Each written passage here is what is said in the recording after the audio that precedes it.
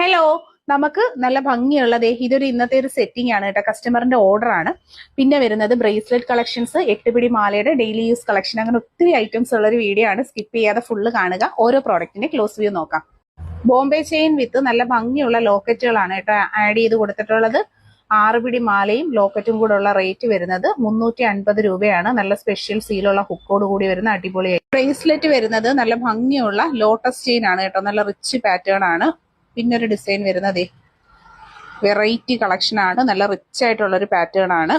മൂന്നാമത്തെ ഡിസൈൻ വരുന്നത് ഒരു സിമ്പിൾ പാറ്റേൺ, നമ്മളെ എസ് ചെയിൻ പോലെ തോന്നിക്കുന്ന നല്ലൊരു ഐറ്റം ആണ്.